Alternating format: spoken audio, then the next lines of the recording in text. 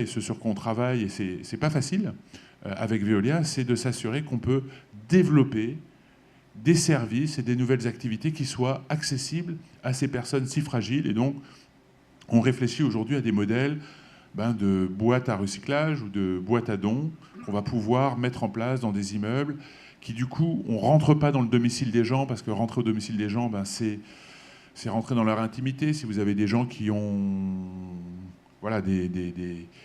des stigmates de ces années de rue, vous n'allez pas oser les faire rentrer chez vous, alors que finalement, si c'est dans la cage d'escalier que vous mettez une petite boîte où vous mettez vos objets à recycler, etc., on peut commencer à développer de l'activité où finalement tout le monde est gagnant. C'est pratique pour le citoyen, c'est utile pour une entreprise qui réfléchit à des problématiques de recyclage et d'augmenter son niveau de collecte dans les villes. C'est un gros sujet, enfin, c'est pas à vous que je vais le dire, mais la collecte sélective dans les grandes villes est un gros sujet, et où pour nous, pour Lulu dans ma rue, on arrive à porter notre projet social jusqu'au bout et à être capable de toujours intégrer les personnes les plus fragiles dans nos dispositifs et dans une perspective de professionnalisation et de parcours des personnes qui les amènent à se réinsérer dans notre société. Voilà. Merci beaucoup. Merci beaucoup. Merci beaucoup Charles-Édouard. Naturellement, on ouvrira la discussion. Donc, après la perspective grande entreprise de services collectifs et aussi une perspective aussi sur les villes, une perspective ensuite entrepreneuriale, start-up par Charles-Édouard. Régis Chatelier, vous allez avoir la lourde responsabilité justement d'incarner la perspective plutôt autorité publique, intérêt général, puisque vous êtes donc chargé de prospective donc au LINC, je le rappelle, donc le laboratoire d'innovation numérique de la CNIL, et si vous prenez également CNIL et que vous renversez, ça fait LINC.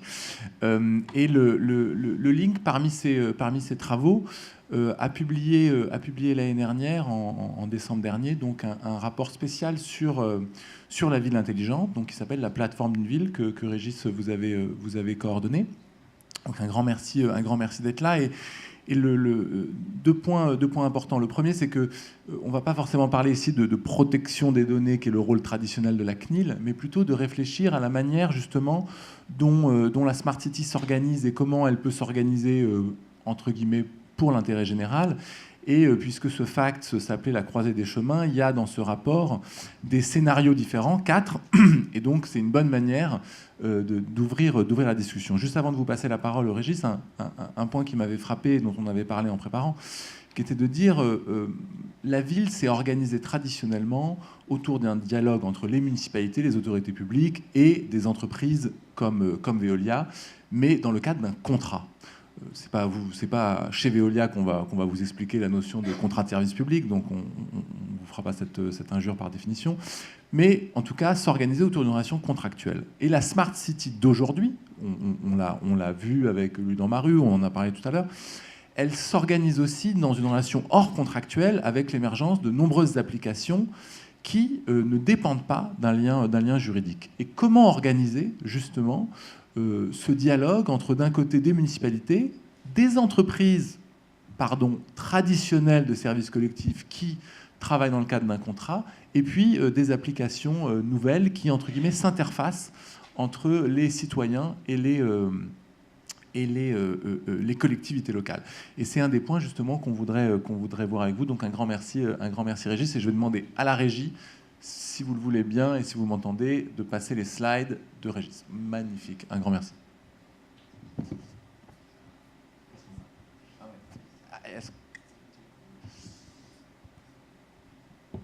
Vous avez une télécommande ?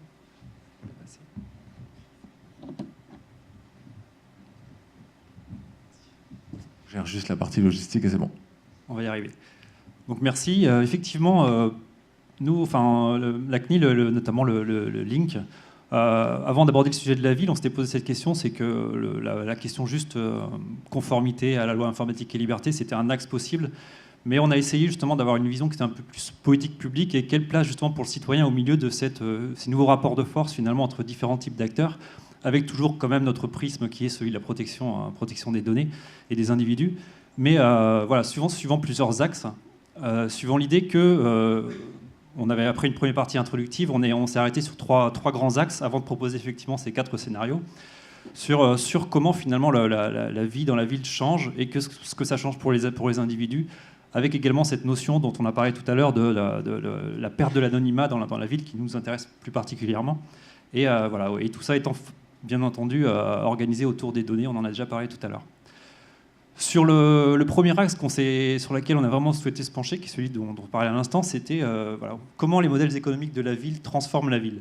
C'est-à-dire qu'auparavant, on en a parlé tout à l'heure, la Smart City, c'était vraiment pensé sur des grands opérateurs qui, via le biais de marchés avec des municipalités, allaient pouvoir proposer dans une version 1.0 de la Smart City une espèce de tour de contrôle de la ville qui permettrait de gérer l'ensemble, d'arriver à l'optimisation de l'ensemble, mais sur une idée toujours de contrat qui était portée par les collectivités, avec in fine les habitants qui allaient en profiter. Avec ça, c'était la première version. Après, on a eu toutes les parties qui sont un petit peu les initiatives citoyennes. On a parlé de Civic Tech, il y a beaucoup de choses. Mais on s'intéressait à ce qu'on appelait finalement le troisième axe, c'est la troisième période de la Smart City, qui est le fait que depuis 2015, maintenant, les grands acteurs, les grandes plateformes du numérique, qu'on appelle les GAFA, mais pas uniquement, mais Natu également, qui s'étaient désintéressés de la ville jusqu'à présent, ont commencé à investir ce champ urbain depuis 2015. À titre d'exemple, ce que vous voyez en bas, Sidewalk Labs, c'est la spin-off de Google qui appartient à Alphabet, dédié à la ville qui a été lancée en 2015 sur le sujet. On peut également parler de Waze qui a été racheté par Google, on peut en reparler, ou Facebook avec son Town Hall. Et ce que ça changeait pour nous, c'était qu'effectivement, il y avait plus de contrats. Et là où auparavant, pour reprendre une citation de Carlos Moreno que j'aime bien, c'est que ces applications et ces services sont entrés dans la ville par le biais de nos smartphones et ils n'ont pas changé la ville, mais ils ont changé la vie dans la ville. C'est-à-dire qu'on est vraiment sur un phénomène pour appeler le bottom-up, mais c'est même pas vraiment ça, puisque c'est rentré par les habitants pour avoir une influence sur la ville. Avec aujourd'hui des différentes plateformes qui deviennent très très importantes, qui ont un véritable effet sur la vie des habitants. Je prends l'exemple d'un Waze Connected City, d'un Waze, qui c'est le service de GPS collaboratif, qui directement basé sur les données des individus, puisque c'est chaque individu en partageant sa position géographique qui le rend le service possible, finalement, avec les usages, et on vient finalement à transformer la circulation dans certaines villes, avec des villes qui se posent confrontées à de nouveaux problèmes, où des automobilistes prennent massivement des axes qui ne sont pas dédiés à cela.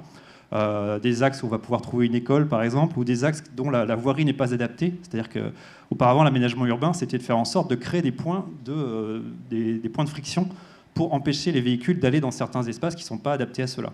Avec un service comme Waze ou comme d'autres, on a des nouveaux modèles où finalement chaque individu a un service personnalisé pour aller le plus vite possible d'un point A à un point B, mais qui va mettre en cause finalement la gestion globale de la ville et qui met un peu en difficulté certaines collectivités qui en viennent à essayer de négocier avec ces plateformes.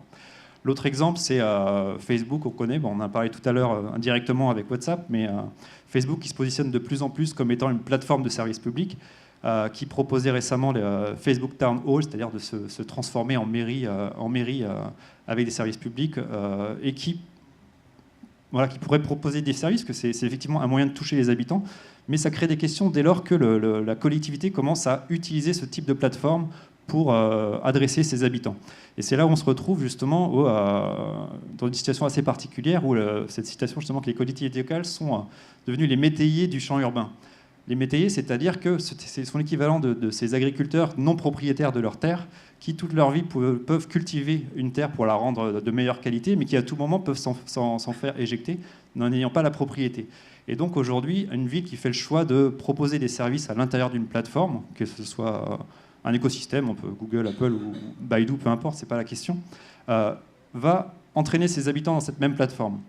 Je prends l'exemple de Flow. Flow, c'était la plateforme Smart City de Google, qui, à l'occasion d'un concours aux États-Unis, avait proposé le fameux tableau de bord urbain dont tout le monde rêve, finalement, à certaines villes. Et via ce concours, il y avait un seul gagnant, donc une ville qui a gagné, c'était Columbia, je crois. Donc ils ont eu le droit d'avoir ce service gracieusement dans leur ville, sans avoir rien à débourser. Et Google, dans sa grande générosité, a décidé de le mettre à disposition de toutes les villes qui avaient participé au concours. Encore une fois, gracieusement. Et cela se pose la question des modèles économiques, c'est-à-dire que vous connaissez l'adage de « quand vous ne payez pas, vous êtes le produit ». Le fait de pousser gratuitement du service avec des modèles économiques totalement intégrés, sans que la ville ait forcément de prise dessus, ça pose cette question de qui va payer, avec des modèles économiques qui sont ceux que l'on connaît, donc modèles publicitaires notamment. Et on se disait que finalement, une plateforme tout intégrée va intégrer toute la gamme de services qui va avec. Et de fait, l'individu, n'aura peut-être plus le choix de choisir ou non un service, qui reste quand même un des éléments importants du point de vue de la CNIL, à savoir que si le contrat est d'accepter le partage d'un maximum de données personnelles, dès lors, ça met en porte-à-faux l'individu vis-à-vis de sa ville. Donc c'est toute cette question où les villes sont finalement dans l'espèce de contrat qu'on a tous pu avoir à un moment donné sur, à partir du moment où je choisis mon smartphone, finalement, je choisis de me lancer corps et âme dans un écosystème dont j'aurais du mal finalement à me défaire parce que les services sont de qualité, et ça, il ne s'agit pas de le renier. Mais comment faire en sorte que les villes ne soient pas finalement prisonnières de plateformes avec lesquelles elles n'ont pas vraiment de prise, puisque les termes du contrat sont assez difficiles à cerner dès lors qu'on nous propose des services gratuitement. L'autre exemple, c'est sur le suivant, qui est assez significatif, c'est Waze Connected Citizen, où Waze depuis a lancé une plateforme qui est de restitution des données à la collectivité, moyennant un échange avec des données en open data, par exemple la prévision de travaux dans la ville, etc. Donc ça permet d'une part d'améliorer le service pour Waze, et d'autre part à la ville d'avoir finalement un outil de connaissance de son propre territoire, qui encore une fois a un intérêt, mais avec des termes du contrat qui sont pas de l'appel d'offres public, pas d'une expression de besoin, mais qui sont tiens, tenez, voilà un service, c'est gratuit, prenez-le ou ne le prenez pas. Donc les termes du contrat, encore une fois, sont assez biaisés et assez difficiles pour la ville, dans la mesure où aujourd'hui, je prenais l'exemple tout à l'heure des voies qui étaient congestionnées. Un des grands enjeux pour les municipalités, c'est de réussir à négocier avec l'algorithme, à savoir de pouvoir négocier avec ces plateformes qui permettent de changer la vie dans la ville pour que l'algorithme finalement soit respectueux du principe de l'aménagement urbain, à savoir que les choix ne sont pas faits juste pour embêter les individus, mais ils ont une vocation finalement d'intérêt général, et voir comment demain la collectivité pourrait négocier avec la plateforme dans l'algorithme. L'autre chose qui est assez intéressante pour nous, qui est intéressante de notre point de vue aussi, c'était l'individu dans tout ça. C'est que depuis très longtemps, l'individu, on se pose la question de où se trouve-t-il dans la chaîne de la Smart City. C'est-à-dire que l'individu est un peu réduit à une notion, enfin un facteur à gérer comme d'autres, une donnée comme une autre. Et quelle est sa place dans la Smart City? A-t-il forcément vocation à n'être qu'un élément de flux téléguidé par des plateformes? Avec cette phrase finalement un petit peu provocante qu'on a pu avoir, c'est que l'habitant idéal à Smart City serait peut-être finalement un robot, puisque l'avantage du robot, c'est qu'il va se déplacer comme on le souhaite, il va pas avoir cette indépendance, et tout le côté finalement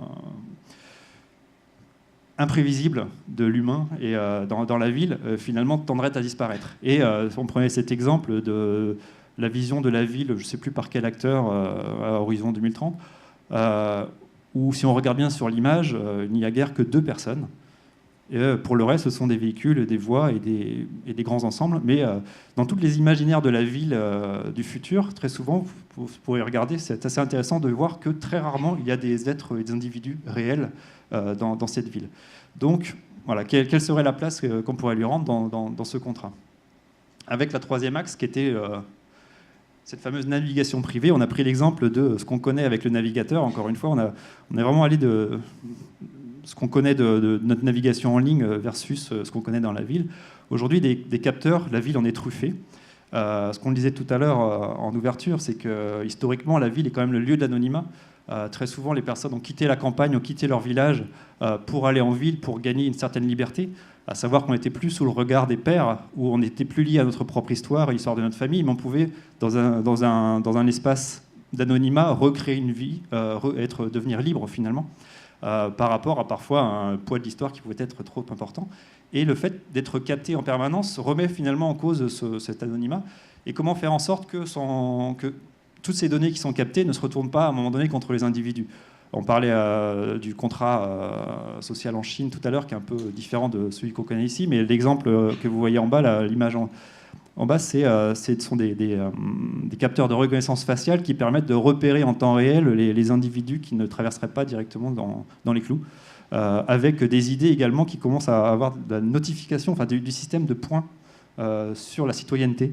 Enfin, il y a pas mal de tests qui sont en cours, où on se rend compte de ce que ça peut poser comme question si on pousse un petit peu plus loin. Pas besoin d'aller chercher très très loin.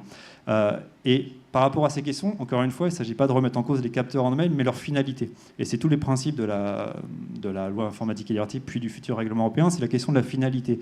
C'est comment faire en sorte que les personnes, que ces données qui sont collectées pour des raisons de sécurité, des raisons de captation du flux, enfin des raisons qui sont légitimes, ne soient pas utilisées à d'autres fins.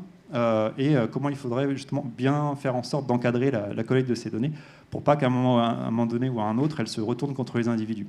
Avec cette idée de, pourrait-il y avoir une navigation privée dans la ville, comme on connaît dans nos navigateurs le bouton navigation privée ou l'opt-out pour réussir à sortir de la captation. Et le champ urbain pose beaucoup de défis, puisque les capteurs ne sont pas visibles. Donc l'information est compliquée, mais le fait de ne pas savoir qu'on est capté est également compliqué. Donc faire valoir ses droits est pour l'individu un véritable défi. Et c'est vraiment un des axes qui est important dans la ville. Et pour en revenir au rapport public-privé, et ces fameux 4 scénarios, on se rendait compte que voilà, l'exemple de Waze, c'est pas le seul. Il y a Airbnb qui fait également de l'open data. Il y a Uber, enfin beaucoup. Enfin, on parle beaucoup de l'open data depuis longtemps. Mais on est parti de cette constatation que des données produites hors du périmètre du service public, donc ce que vous savez, les DSP, les régies, les concessions, seraient quand même précieuses pour remplir des missions d'intérêt général. Donc on prenait l'exemple des données de déplacement, mais ça peut être des données de tout autre type, où on se rend compte qu'aujourd'hui, il y a beaucoup de données qui seraient intéressantes pour mieux gérer la ville, qui, si on ne les a pas d'ailleurs, vont nous mettre un porte-à-faux. Et comment concevoir des scénarios de partage de la donnée pour des missions de service public qui permettraient justement à l'acteur public de, si l'on reprendre la main, retrouver un peu un équilibre avec ces différents acteurs, tout ceci bien entendu dans le respect de la protection des individus. Voilà ce que ça schématise. Donc des acteurs privés à gauche créent des services. Pour cela, ils ont besoin de données personnelles. On part du principe qu'ils le font de manière qui soit régulière. Mais comment faire en sorte pour que ces données reviennent à l'acteur public dès lors qu'il s'agit de mener des actions d'intérêt général? Donc à partir de ça, on a créé une matrice à 4 scénarios que je vais vous expliquer assez rapidement, à partir de différents scénarios. Donc c'est pas né de notre idée, on s'est basé sur beaucoup de textes et beaucoup de propositions pour essayer de voir de quelle manière ces différents scénarios pourraient répondre à différents usages, tout ceci dans le respect de la loi. En haut à gauche, vous avez l'open data privé obligatoire. Le nom, on pourra le discuter. Mais l'idée que justement, aujourd'hui, ce sera un petit peu l'équivalent de ce qu'on connaît avec les données d'intérêt général actuellement, à savoir que les données d'intérêt général qui sont entrées dans la loi République numérique avaient pour vocation à faire revenir, à permettre à l'acteur public qui est en contrat avec des acteurs privés dans le cas de la DSP, de pouvoir récupérer un certain nombre de jeux de données pour pouvoir déjà avoir les moyens finalement de pouvoir... sinon vérifier, mais avoir une manière de contrôler les politiques publiques, disons, et également sur d'autres thèmes. L'open data privé obligatoire, ce serait via une nouvelle obligation légale de demander à certains acteurs sur des données sectorielles de leur demander de publier certaines données en open data qui pourraient avoir une valeur pour le public, pour les acteurs publics, mais également pour d'autres acteurs. C'est quelque chose qu'on connaît déjà, ce serait l'équivalent de l'intérêt général aujourd'hui, ou ce que fait déjà un acteur comme Waze, comme Uber, avec Uber Movement, ou comme je ne sais plus, Airbnb. Le suivant, c'est sortir un peu l'idée de l'open data pour l'open data. Parce que l'open data, ça veut dire anonymisation. Anonymisation, ça veut dire dégradation de la granularité des jeux de données.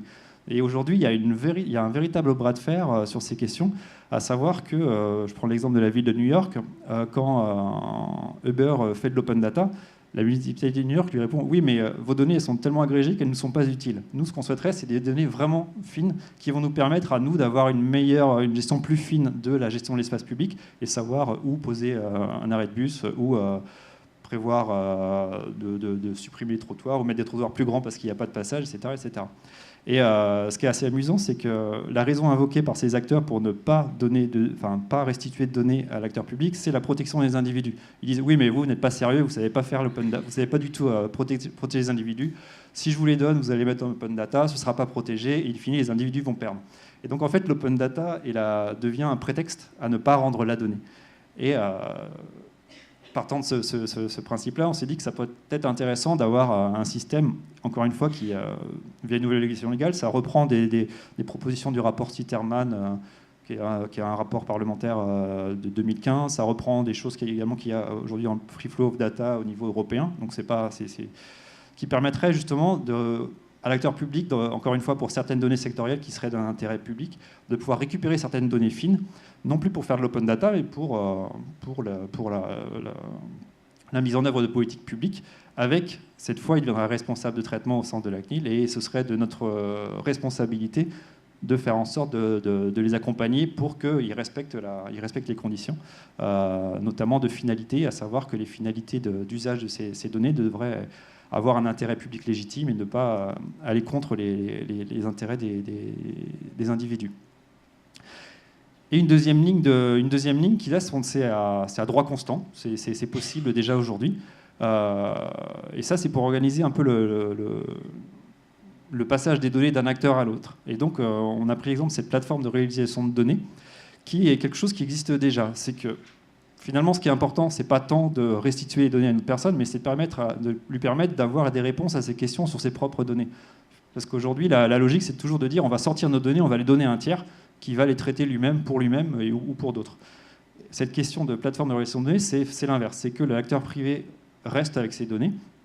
Il met juste en offre des plateformes, des API, pour permettre à d'autres de venir poser des questions. Donc de la logique de j'envoie mes données vers un algorithme, c'est l'inverse, je fais venir un algorithme vers mes propres données, qui permet d'une part à l'acteur de garder ses propres données, donc de ne pas les mettre en risque, de mettre des systèmes sécurisés via les plateformes et les API, et via un système de contrat, de permettre à l'acteur public, mais également à d'autres, de pouvoir poser des questions et d'avoir des réponses fines, mais qui vont tout mettre des données agrégées sur ces questions.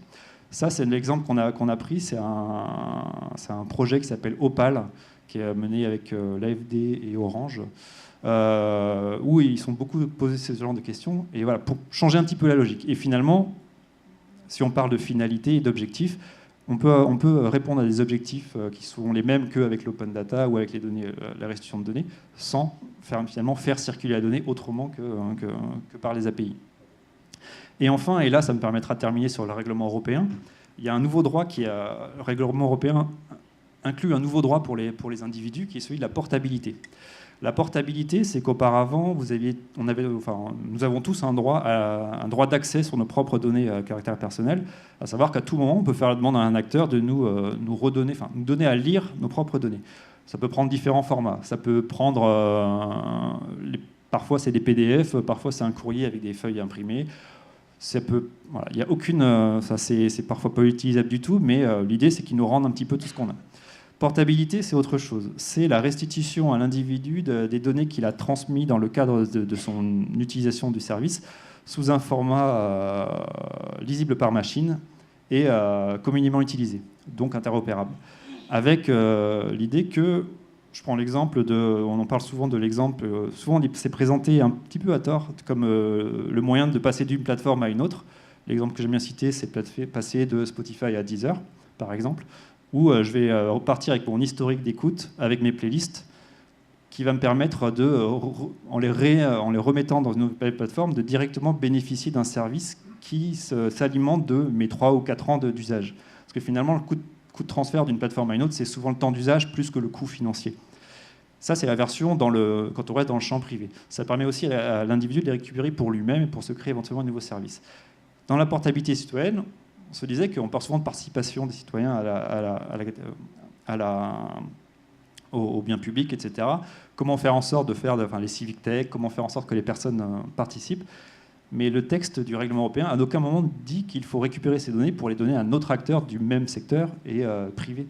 Donc, portabilité citoyenne, c'est dire comment encourager certains individus à redonner certaines de leurs propres données à un acteur public ou une structure de gouvernance de biens communs, ça peut être également ça, pour créer des bases de données qui soit volontaire, sur la base du volontariat des individus, qui permettrait justement de s'affranchir finalement de toutes ces questions de finalité légitime ou autre, puisqu'il y aurait un nouveau consentement à l'usage de ces données par l'individu, et qui permettrait de répondre à certains grands enjeux. C'est parce que, pour revenir et terminer sur Waze, Waze permet de visualiser des données de transport.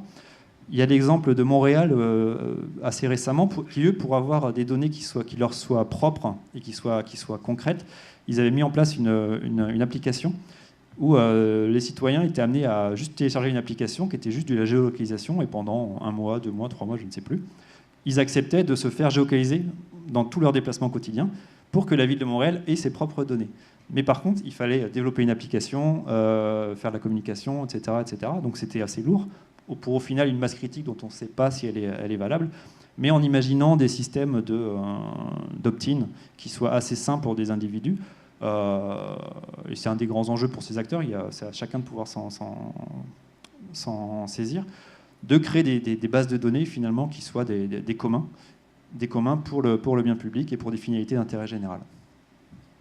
Merci beaucoup, merci beaucoup.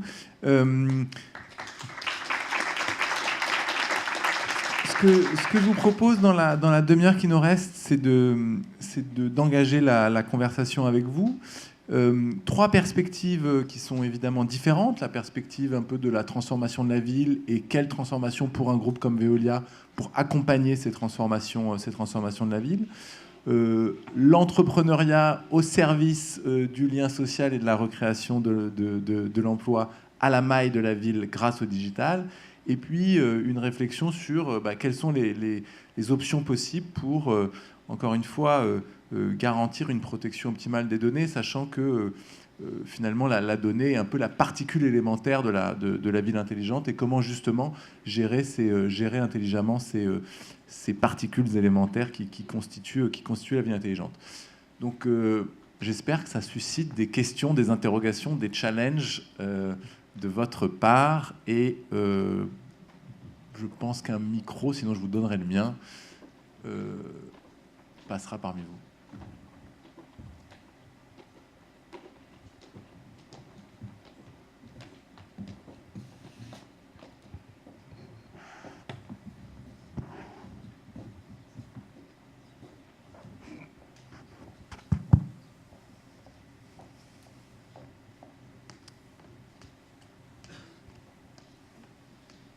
Les questions ne fusent pas encore, mais je crois qu'il y en a une là-haut, c'est ça ?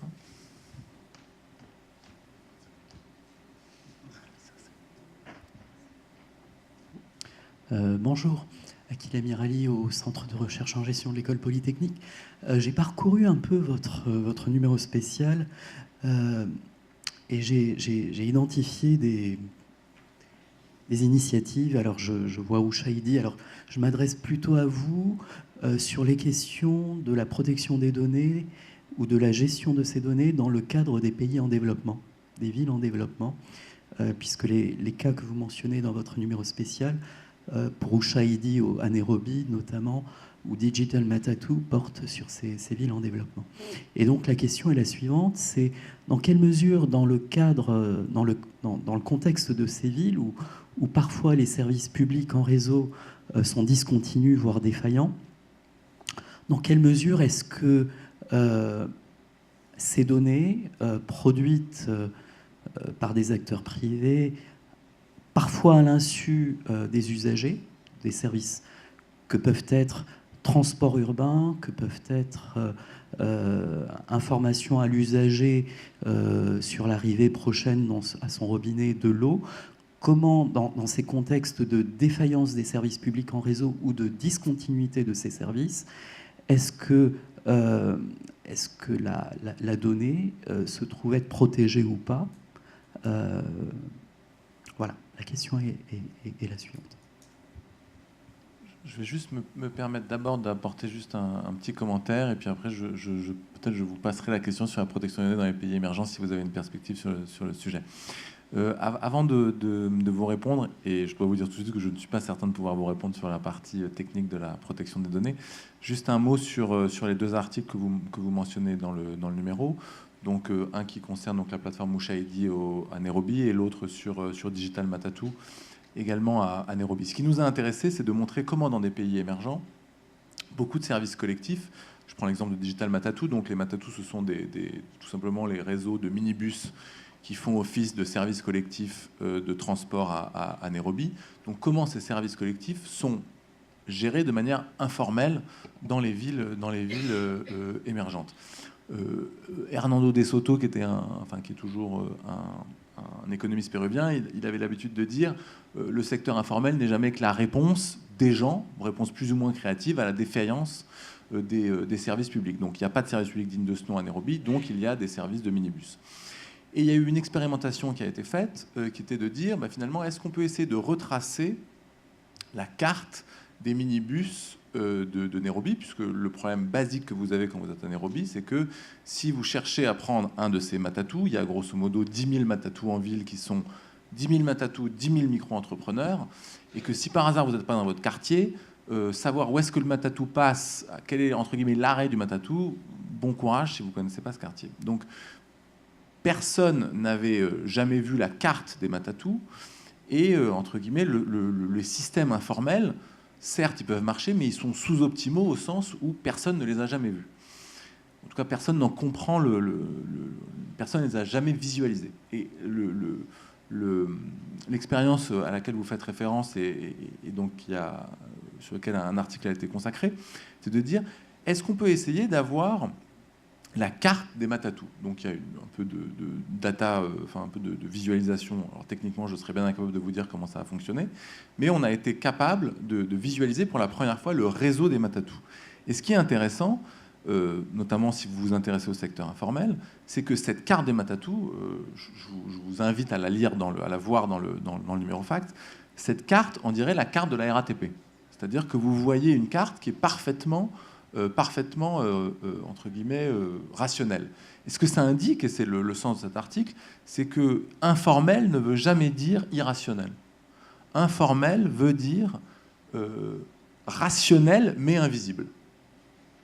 Et c'est cette capacité de rendre rationnel ou de rendre visible plutôt la rationalité de services qui étaient auparavant, qui sont informels mais qui étaient auparavant impossibles à comprendre, qui est intéressant dans cette démarche. Une fois que les données ont été produites là-dessus et qui ont permis donc à chacun de voir à quoi ressemble la carte des Matatu, il y a eu, organisé par la mairie de Nairobi, un système en open data qui a permis à beaucoup de plateformes d'essayer de créer des services complémentaires sur Digital Matatu. Donc c'est vraiment en deux temps. Un temps qui est de dire comment le digital permet de rationaliser, ou pas de rationaliser, pardon, de montrer la rationalité de systèmes dont la rationalité est invisible. Encore une fois, il faudrait avoir la carte sous les yeux pour que vous bien comprendre, mais grosso modo, imaginez une carte de la RATP.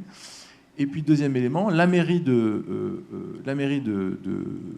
Nairobi a organisé avec différentes applications, mais c'est la mairie qui a les données. Donc, c'est la mairie qui a protégé les données en les récupérant et ensuite en les redonnant à différentes applications pour qu'ils optimisent les services de Matatu, pour grosso modo qui créent des services du type le Uber du Matatu. J'espère que cette première partie de ma réponse était claire. Peut-être que Régis, vous avez des éléments complémentaires sur protection des données. Je sais que la CNIL travaille avec différentes autorités de régulation dans certains pays africains. Oui, la CNIL en fait héberge il y a une association une association des autorités de protection de données francophones dont une personne en fait est basée ici qui coordonne. Donc il y a plusieurs pays en Afrique notamment, et pas uniquement d'ailleurs, mais pour la partie francophone qui ont des associations de protection des données ou des autorités de protection des données sous différents formats. Mais il y a c'est au niveau finalement de chaque pays que ça va se jouer. Mais il y a un véritable... c'est une question qui se pose. C'est une question qui commence à être réglée dans certains pays. Je n'ai pas le détail pays par pays. Mais c'est des choses qui sont en cours. Après, la seule chose que je pourrais dire, parce que moi, je connais pas pays par pays comment ça se passe. Je sais que le règlement européen, il est pas mal regardé notamment par l'Afrique et par certains continents ou certaines régions du monde qui sont en train de s'organiser sur ces questions. Et le fait d'avoir des associations, des réseaux où on discute depuis longtemps, ça a aussi cette vocation finalement à accompagner sur ces différentes questions, encore une fois, suivant la manière dont chacun fonctionne. Et la dernière chose que je pourrais dire, c'est que pour les services qui sont portés par des acteurs européens sur un territoire autre que l'Europe, ils viennent avec leur manière de fonctionner qui est celle de... Enfin, ils sont soumis à la conformité européenne à partir du moment où ils offrent le service depuis l'Europe. Donc c'est aussi un moyen finalement de le faire. Et pour finir, les différents scénarios qu'on proposait, c'est une matrice qui est applicable à plein de domaines, mais à beaucoup de domaines, mais également à beaucoup de lieux. Et ça peut être des objectifs parce qu'un des enjeux en Afrique ou ailleurs, c'est de créer de la donnée parfois, mais parfois elle existe déjà parce que les individus sont équipés, ils produisent déjà beaucoup de données. Donc penser finalement des retours de données tout en garantissant la protection, c'est peut-être aussi un moyen de pouvoir créer cette base de connaissances qui pourrait être utile dans ces pays.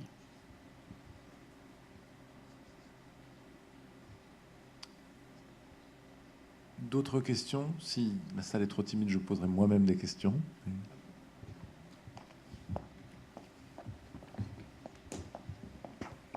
Je ne sais pas exactement si c'est une question ni comment la formuler, mais tout ce que vous avez dit m'évoque le fait qu'on a envie que derrière la ville, il y ait finalement de bonnes intentions par rapport à cette aspiration de mieux vivre des citoyens, etc. Alors, en France particulièrement et dans un certain nombre de pays développés, on peut imaginer que cette volonté d'éthique ou de souci du citoyen existe.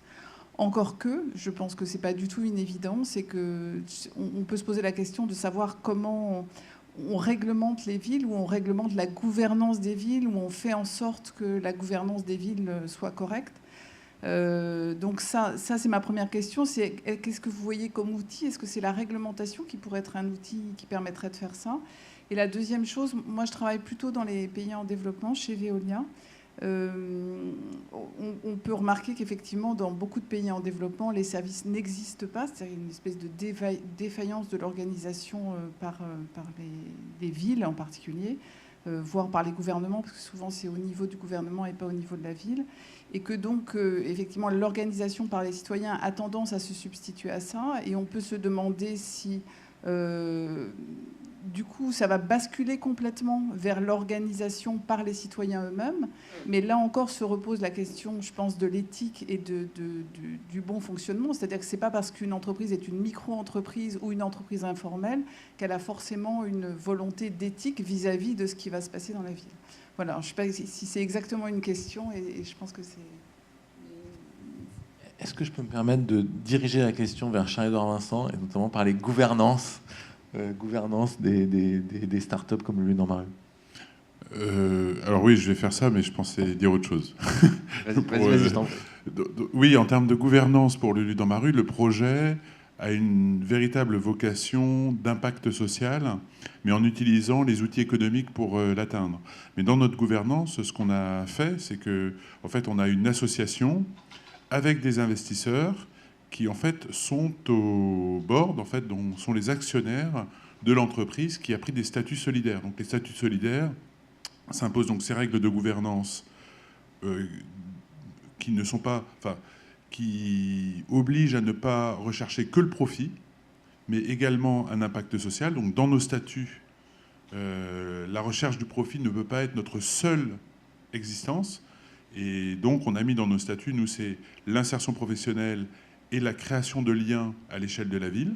Donc c'est la finalité de Lulu dans ma rue, c'est ça. Et de le faire dans une dynamique de viabilité économique. Les statuts d'entreprise solidaire, ça oblige aussi à reverser 50% des bénéfices dans l'entreprise et dans le développement du projet. Et donc, ça oblige à avoir une gouvernance, entre guillemets, démocratique. Et donc, nous, qu'on a porté en disant, l'association, il y a une association qui porte l'intérêt général, qui est dans notre gouvernance. Alors, on est même allé plus loin, parce que ça, c'est on va dire, pour avoir les statuts solidaires, c'est ce qui est demandé. Nous, on a posé 2 règles supplémentaires, comme on s'est inscrit dans une logique de plateforme collaborative et donc de start-up. Ça nous semblait, en fait, insuffisant par rapport à deux dimensions. La première, c'est qu'on a fait une levée de fonds de 7 millions d'euros. Et donc, en amenant des investisseurs, on avait le risque d'avoir des investisseurs qui viennent en se disant on va faire de la plus-value capitalistique, on rentre à l'année N et on ressort à N+3, on a fait une plus-value et voilà. Et on cassait un peu l'esprit du projet.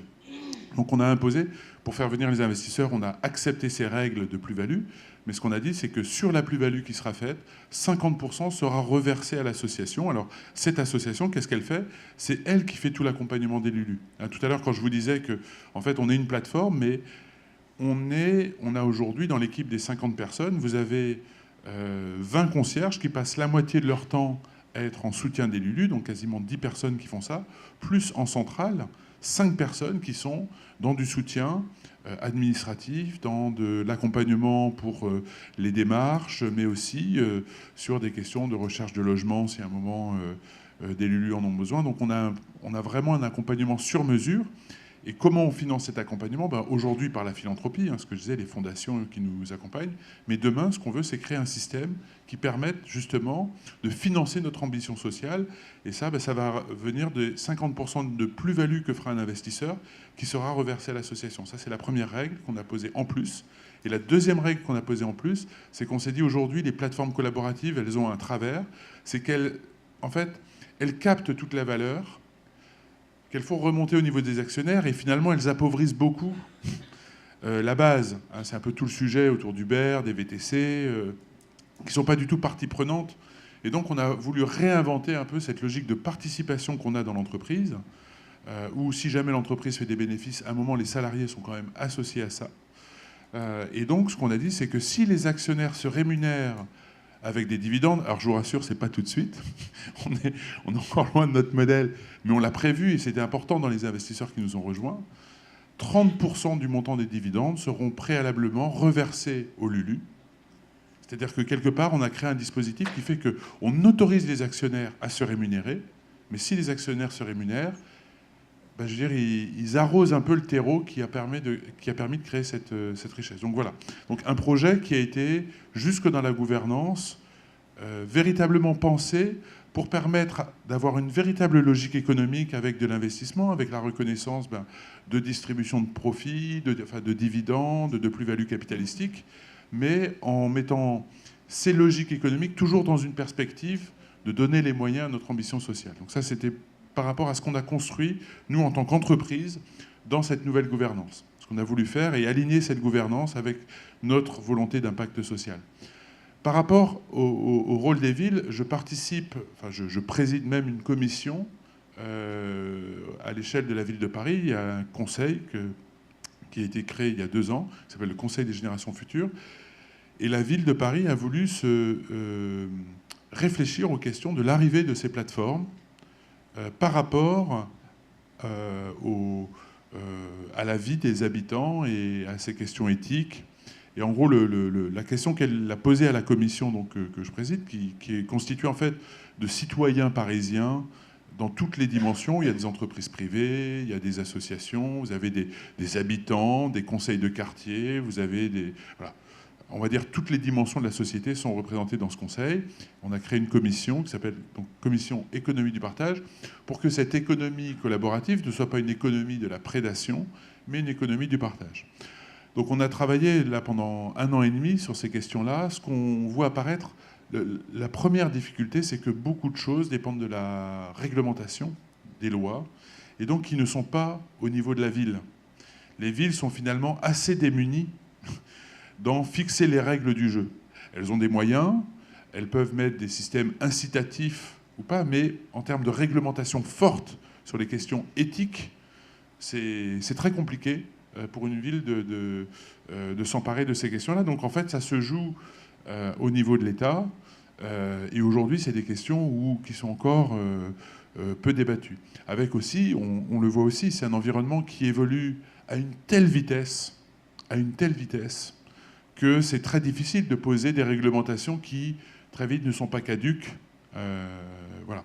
Et ce qu'on a vu aussi au travers des travaux qui ont été faits dans cette commission, c'est que les notions justement d'éthique, de qu'est-ce qui est bien, qu'est-ce qui n'est pas bien, sont des questions qui sont très très complexes à trancher. Alors il faut que la démocratie s'empare de ça, et sûrement que les Civitech, ou je ne sais pas comment on appelle ça, auront un rôle à jouer là-dedans, mais voilà. Alors il est évident qu'Uber a fait des... et je le dis parce que j'en souffre au niveau de Lulu dans ma rue, il a saccagé l'image de l'économie collaborative.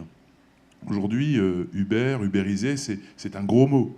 Alors que l'économie collaborative porte dans ses germes une magnifique promesse.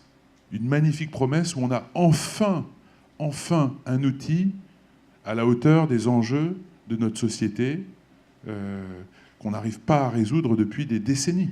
Sur l'emploi, sur le lien social. Là, on a un outil qui est d'une puissance telle qui fait peur à tout le monde. Et ce qu'on voit, c'est que Uber, finalement, par ses pratiques, je dirais, il y a un vrai travail de réconciliation à faire par rapport à cette économie-là. Donc, qu'est-ce qui est bien, qu'est-ce qui n'est pas bien? Et même quand on prend Uber, qui est un peu l'incarnation du capitalisme sauvage, mais je veux dire, finalement, dans la création d'emplois, pour des personnes qui n'avaient pas d'issue, qui n'avaient pas... Je veux dire, il y a un véritable impact social positif aussi. Alors, il l'a fait avec des pratiques parfois honteuses, mais il y a eu un impact qui était positif aussi, il faut le dire. Juste pour me faire l'avocat du diable, et je ne travaille pas pour Uber, si vous regardez aujourd'hui la carte de l'Île-de-France, et vous regardez quel est le premier secteur de création d'entreprise donc sur l'Île-de-France, Paris, je vous mets dans le mille, où est-ce que des entreprises se créent, dans quel secteur? Dans le secteur du conseil, donc les consultants pullulent à Paris intramuros. Pareil pour l'ouest parisien, si vous habitez Boulogne ou Neuilly-sur-Seine, si vous créez une entreprise, statistiquement vous devenez consultant.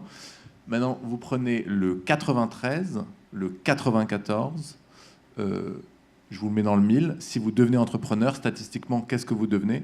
VTC. VTC depuis 3 ans, donc depuis 3 ans, ça a remplacé le bâtiment, c'est le premier, et c'est entièrement Uber, quoi. Donc effectivement, je rebondis juste sur la remarque de Charles-Édouard, de la difficulté de fixer qu'est-ce qui est de l'impact social positif ou négatif, sachant que, et Uber ou les VTC auront toujours beau jeu de le dire, il y a eu une création d'activités. Je me permettais ce...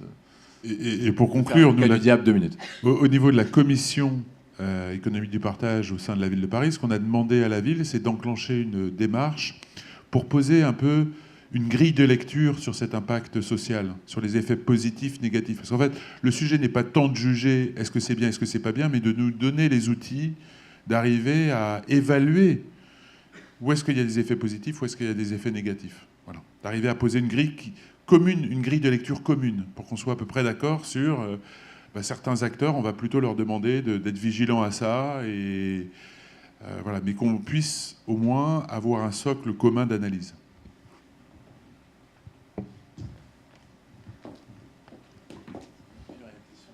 Merci. Très brièvement, je rebondis sur ce qui vient d'être évoqué et je demande à Monsieur Lulu, vous avez exprimé très clairement votre éthique, votre vision basée sur le partage, la solidarité, et non pas la prédation. Y a-t-il un risque, dans un exemple comme votre expérience, de voir demain un opérateur se constituer avec une vision purement capitaliste, prédatrice à la limite, et est-ce qu'il peut vous mettre en danger, ou est-ce qu'au contraire, le fait d'avoir créé autour de vous tout un milieu, si j'ose dire, économique et social, vous rend plus solide pour vous défendre? Le risque, il existe. Aujourd'hui, il n'y a pas une journée qui passe sans qu'il y ait une nouvelle plateforme qui se crée, de mise en relation pour tous les petits services. Honnêtement, l'idée de Lulu dans ma rue, c'est l'idée la plus bête du monde. On se dit, dans mon quartier, il y a quelqu'un qui pourrait m'aider à porter mes cartons, qui n'a pas eu cette idée, je vais créer un site qui va me faire la mise en relation. Donc aujourd'hui, tous les jours, vous avez des plateformes, on les compte même plus, qui se créent. Donc ça va être un environnement qui va être extrêmement concurrentiel, et qui a commencé à l'être. Donc nous, il est évident qu'aujourd'hui, on est en risque, on est dans un véritable environnement hyper concurrentiel. Nous, notre conviction, notre motivation d'abord, c'est qu'on voit tout ce que peut apporter ces démarches-là, donc la façon dont on le fait, je dirais, fait aussi que les LULU ont un degré d'attachement, d'implication. Pour vous dire, aujourd'hui, on a un niveau de qualité de service. Alors, on n'a pas les étoiles sur notre truc, on ne veut pas rentrer là-dedans, mais toutes les prestations sont évaluées. Aujourd'hui, notre moyenne est entre 4,6 et 4,8 sur 5 sur des prestations de services à domicile. Je peux vous dire, c'est des notes qui sont extrêmement élevées. Donc nous, en fait, la façon dont on se positionne, c'est aussi, d'abord, notre histoire fait qu'on est différent, mais moi, ma conviction, c'est que cette vision d'impact social va être aussi un différenciateur vis-à-vis de nos clients, mais aussi vis-à-vis de nos partenaires et vis-à-vis de l'écosystème. C'est-à-dire que quand on va voir... Aujourd'hui, je discute avec la ville de Paris, je discute avec des entreprises, et la dimension complète de ce qu'on apporte, qui n'est pas qu'une vision économie concurrentielle, mais aussi d'impact social, de recréation du lien dans des villes, parce qu'aujourd'hui on en crève, ces dimensions-là, elles sont aussi très importantes. Les gens aujourd'hui ont besoin de ça. Et nous, quand on pose un kiosque à Paris, les habitants du quartier sont contents parce qu'ils ont enfin LULU, mais ce qu'ils nous disent, c'est « votre projet, ça nous fait du bien, en fait. Ça nous fait du bien. » Et voilà, donc tout en étant dans un environnement hyper concurrentiel, je crois que de porter une autre vision va nous permettre aussi de gagner, parce qu'il s'agit bien de gagner à la fin, sans renier notre histoire et nos valeurs à la base. Bravo et merci. Alors, bonjour. Moi, j'avais juste une question. C'était à propos de la fracture numérique. Voilà, je pense à ma grand-mère. Elle a 82 ans. Elle n'a pas de smartphone. Elle n'utilise pas Uber, Airbnb, Waze et je ne sais quoi d'autre. Et ça ne va pas changer. Et donc, la ville intelligente, certes, c'est très bien. Mais comment est-ce qu'on fait pour que ça ne devienne pas la seule façon de participer à la vie de la cité? Comment est-ce qu'on fait qu'on ne soit pas uniquement des smart citizens et que les formes traditionnelles de participation politique puissent continuer à exister et qu'on n'ait pas justement d'écart entre les citoyens qui sont connectés et ceux qui ne le sont pas ou qui ne le sont plus? Merci. Moi, je peux apporter un élément de réponse. Nous, on est complètement en phase avec vous. C'est pour ça qu'on a construit ce réseau de kiosques. Le réseau de kiosques, il est aussi... L'infrastructure digitale, elle est nécessaire avec les LULU, mais on veut donner accès à toutes les dimensions de la ville, donc y compris les personnes non connectées, à ces services. Et aujourd'hui, 40% de nos clients sont des personnes âgées qui n'ont pas forcément de smartphone. Après, il ne faut pas non plus... Vous avez raison, il y a beaucoup de personnes âgées qui n'ont pas forcément de smartphone. Je pense qu'il y a aussi d'énormes progrès en termes de UX, d'utilisabilité, d'interface, de simplicité d'utilisation de ces outils qui rendent aujourd'hui quand même ces outils accessibles au plus grand nombre. J'ai envie de dire, il y a 20 ans, on n'avait pas la simplicité d'usage qu'on a aujourd'hui et qui font que quand même, moi, mon expérience, c'est que très vite, on arrive à utiliser ces outils. Voilà. Après, il y a des choix, on peut les refuser. Nous, on a mis en place une infrastructure pour que des gens puissent utiliser les services LULU sans être connectés. Mais pour autant, derrière, il faut cette infrastructure digitale. Ouais, je crois qu'il y a 4 à 6% des Français qui n'ont pas de téléphone, qui le revendiquent. Et pour cette population particulière, tout ce qu'on fait sur un téléphone, évidemment, tombe à l'eau. Urban Pulse, c'est une application sur téléphone mobile qu'on déploie dans des villes pas forcément les plus branchées de la Terre. Je prends l'exemple de Royan, qui nous a demandé, une ville où, en dehors de la saison, la population est plutôt âgée, qui nous a demandé de réfléchir à comment est-ce qu'on pouvait intégrer la population de Royan, plutôt âgée, dans cette grande réflexion. Et c'est ce qu'on est en train de faire. Alors, ça prend plusieurs dimensions. Il y en a une qui est de réunir cette population autour de ces centres d'intérêt. Donc, centre d'intérêt, c'est... il peut y avoir du partage de services. Il y a aussi beaucoup du divertissement au sens club de bridge, activité hebdomadaire pour que les gens se retrouvent. Aujourd'hui, c'est pas arrêté d'une foire d'empoigne, c'est-à-dire que les rendez-vous, ils n'arrivent pas à les prendre, etc. Et donc, on part de l'intérêt de la population et on dit, pour améliorer votre existant, Aujourd'hui, il faut imaginer le club du troisième âge qui se battent comme des chiffonniers parce que tout le monde veut aller au bridge en même temps. Comment est-ce qu'on peut mettre un peu d'ordre dans tout ça? Et ça passe peut-être par, deuxième étape, une formation à un usage simple avec des interfaces d'utilisateurs évoluées sur des applications mobiles. Sachant que ça va être très vite dépassé par la vague suivante technologique, qui sont les chatbots, les robots qui parlent. Aujourd'hui, 56% des Français ont été exposés à des robots. La moitié d'entre eux ont échangé avec des robots. Tout le monde n'a pas forcément entendu ou compris que c'était un robot en face. Donc, si vous avez un téléphone, donc si vous êtes capable ou avez envie de parler à travers une interface, très vite, la personne qui sera en face sera peut-être un robot qui vous donnera les mêmes services que ceux que vous rendent aujourd'hui une application mobile. Juste quelques éléments de commentaires supplémentaires. Je vais faire de la publicité, même si on n'en a pas besoin pour Charles-Édouard Vincent, parce qu'il avait créé Emmaüs Connect après Emmaüs Défi pour justement s'attaquer à la question de la précarité, enfin de la fracture numérique. Et aujourd'hui, beaucoup de villes travaillent sur la fracture numérique. Mais je pense aussi, même si c'est un peu politiquement incorrect de le dire, qu'il y a un vrai travail d'ergonomie des applications à faire. Vous avez des applications qui marchent extrêmement bien et que si elles étaient un tout petit peu plus ergonomiques, en fait, la question de la fracture numérique se poserait beaucoup moins. Je vais faire de la pub pour quelqu'un pour lequel, là, pour le coup, je travaille, qui s'appelle Le Bon Coin. Le Bon Coin, vous avez à peu près 30 millions d'utilisateurs uniques par mois. Si vous regardez les statistiques, parce qu'on les a faites, vous avez une grosse partie de population senior qui utilise Le Bon Coin. C'est parce qu'ils y trouvent leur intérêt et c'est parce que le site est bien fait. Donc la question de la fracture numérique, vous pouvez la regarder du côté des citoyens, mais vous pouvez aussi la regarder du côté de l'offre et de faire en sorte et d'appeler les différents acteurs qui font des applications, de faire leurs applications un peu mieux.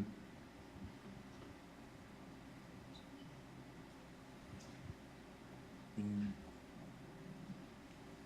dernière question avant de conclure. Sinon, peut-être est-ce que juste peut-être un mot de conclusion à chacun, même si je vous prends un tout petit peu au dépourvu, mais peut-être juste un mot de conclusion chacun. Alain, je te laisse commencer. C'est le à chaud comme ça. comme ça. Oui, on a parlé un petit peu d'éthique et technologie. Et en fait, ce qu'on constate, et on se reprend l'exemple des Américains et des Chinois, c'est que, et des Européens, chaque population a une culture et des non-dits presque qui fondent la manière dont ils pensent vivre en société. Et on peut ne pas être d'accord avec Trump parce que Trump est mal. Vu Trump, c'est nous qui sommes le mal. Donc c'est très compliqué d'avoir une vision absolue du bien et du mal. On peut l'avoir localement pour nous, et c'est le grand enjeu de comment réconcilier cette éthique et ces valeurs avec des plateformes qui deviennent apatrides, et en tout cas pas européennes. C'est mon grand débat qu'on a sur le fait qu'il faudrait qu'on arrive à avoir des plateformes européennes, parce que l'Europe porte néanmoins un certain nombre de valeurs. On le voit dans l'avertissement qui va être fait à la Pologne.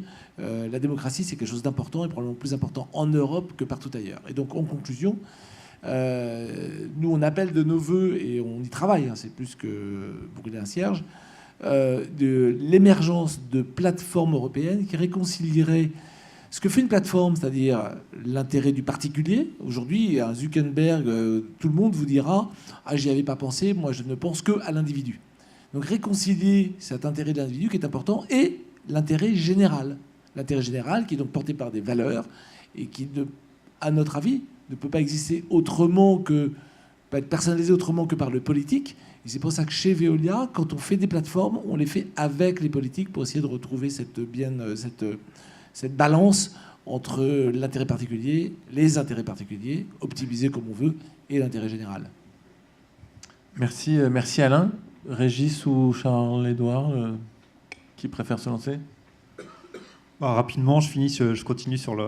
On a parlé tout à l'heure des villes et de la régulation, enfin de savoir s'il y avait une base éthique derrière. Et moi, depuis mon point de vue de la CNIL, mais également des autorités de protection, c'est par la régulation. Et la régulation, elle ne s'adresse pas uniquement aux acteurs du privé ou aux méchantes plateformes. Elle s'adresse à l'ensemble des acteurs, y compris les acteurs publics. Et l'objectif de ce type de régulation, c'est de faire en sorte que, justement, pour le cas des individus et de leur droit à la protection des données personnelles, elles soient respectées tant par les plateformes, qui ne sont pas forcément méchantes, justement, que par les acteurs publics qui, eux aussi, doivent s'inscrire dans un cadre qui soit respectueux.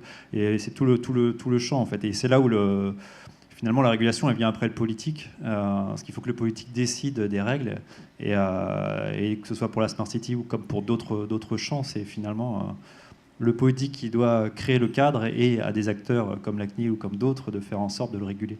Mais ça passe par là. Et effectivement, ce que vous disiez tout à l'heure, comme ça va très très vite, peut-être qu'il il y a beaucoup de nouveaux enjeux qui arrivent, mais sur le numérique, on en parlait tout à l'heure, le numérique, l'expansion numérique à 20 ans à peu près, en tout cas des usages individuels, et c'est normal que le régulateur doive s'adapter. Et pour le cas particulier du règlement européen sur la protection des données, il a commencé à être discuté en 2012 pour avoir un accord en 2015 et un vote en 2016. Donc il y a eu une vraie réflexion et il sera applicable à partir de mai 2018. Voilà, donc c'est un temps qui peut paraître long, mais qui finalement peut permettre de répondre à certains enjeux. Le mot de la fin, Lulu. Moi, je n'avais pas vraiment prévu de conclusion, alors je vais vous raconter une petite anecdote sur une autre façon de regarder les Smart Cities. Enfin, vraiment une anecdote d'actualité, parce que ça date de la nuit dernière.